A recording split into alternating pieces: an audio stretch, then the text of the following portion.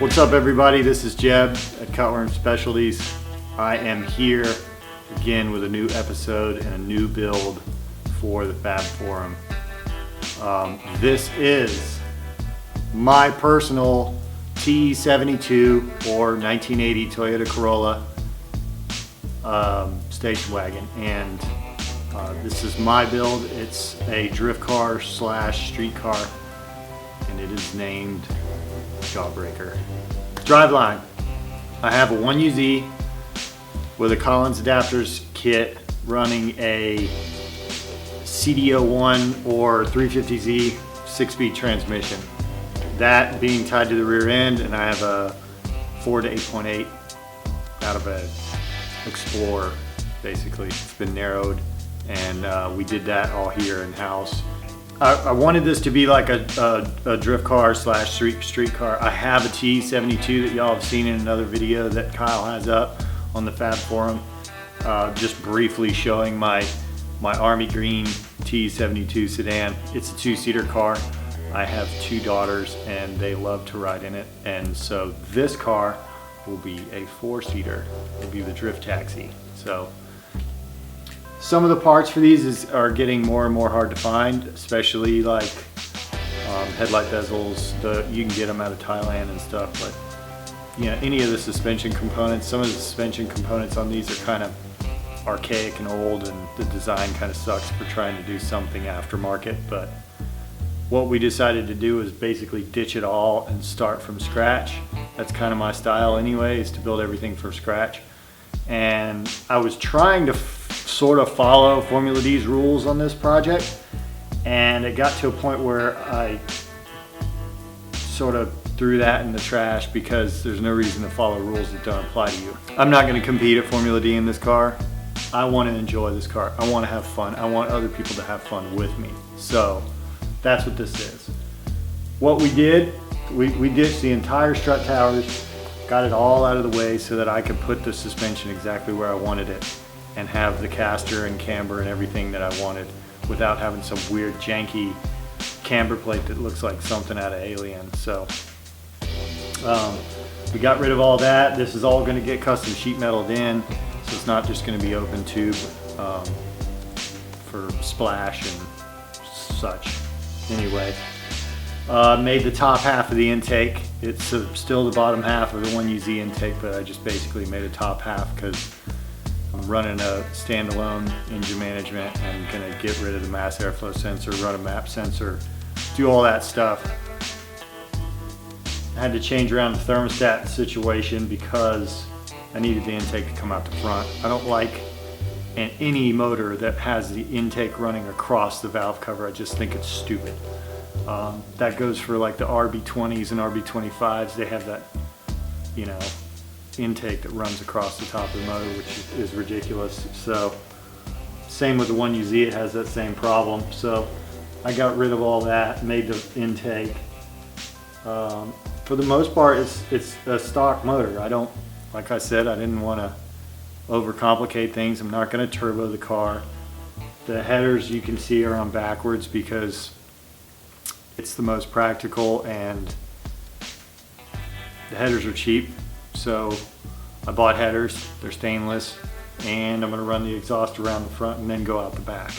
But the reason I did that is because the steering's in the way on the driver's side, so I got to deal with that anyway, and I didn't want to run a bunch of headers around it. So I also don't want to spend a week making headers for like a one-off thing. I can just get some headers cheap and move on. But the rest of the front end from here forward is all made. We wanted to make the front end removable so that in the event that you need to work on it or pull the engine, you can basically undo some bolts and move the whole front end out of the way, slide the engine out, slide the engine and transmission out, do whatever you need to do, and then put it back in. And it's very accessible, very user-friendly. I think I've talked about thinking forward with a build, not making things permanent and making it where like you're looking out for the next guy, even if the next guy is you that's gonna have to touch it. So if you're gonna have to work on this in the future, which you probably are, make it to where you can take it apart. You're doing it once. hopefully, so might as well make it right. The whole front end, we decided to go with a S13, S14 steering rack.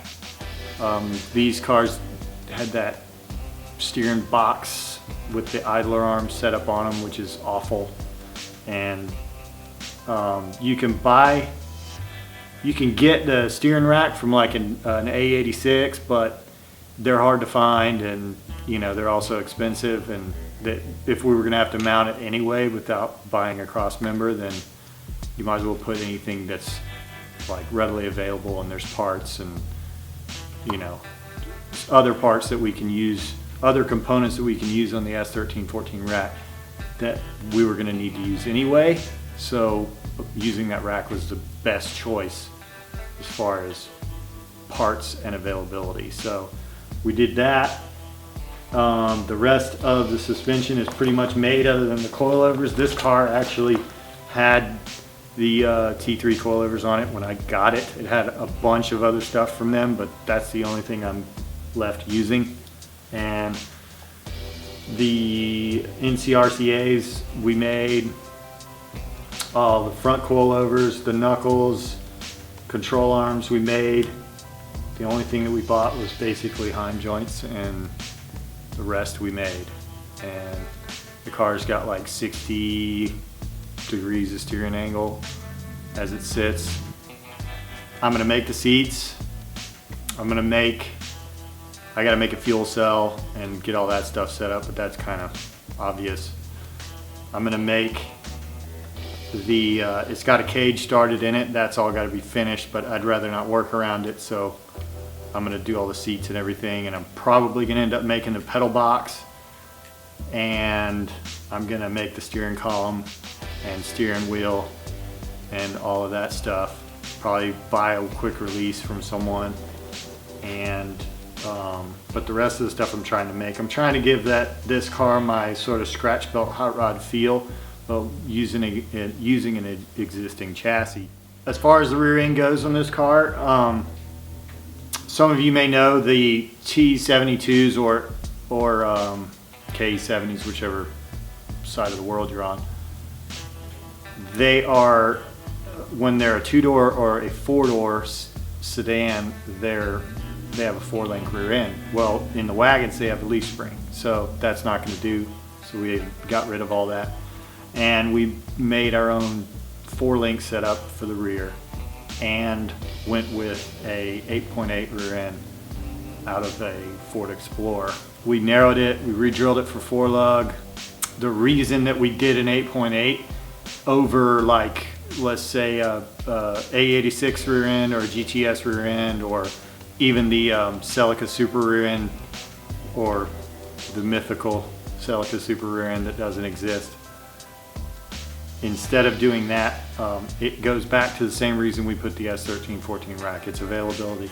If you want to change gears, you can call Summit and have them here tomorrow. If you want to do anything, part availability, solid spacer for the crush sleeve, I mean, any of that stuff is like pennies on the dollar, and it's available now. So that's the reason for going with that rear end. And on top of that, I will never break it with this car. I've got, you know, maybe 300 horsepower, and I'm running 15-inch wheels, and I'm not intending on launching it at the drag strip. So as far as, you know, tearing up the rear end, it's probably not going to happen. And another reason is the 8.8s are a dime a dozen. On top of that is, you know, I think I paid $100 for the rear end and got it delivered. So stay tuned to the channel for more on this build. We're definitely going to be covering a lot of it. We're probably going to do some build videos, part where I'm working and not just talking to you guys about it. So we're going to do some build stuff, and I got to get with Kyle on that. We'll figure it out. So, but stay tuned to the channel. If you guys want to see more of what's going on with this build, you can always follow me on Instagram at Cutworm Specialties Inc. Or you can follow me on Facebook at Cutworm Specialties, and Snapchat at Jeb Greenstone. I think that's what it is. You can check me out at cutwormspecialties.com. I got apparel and products that I sell and make, and so support the team.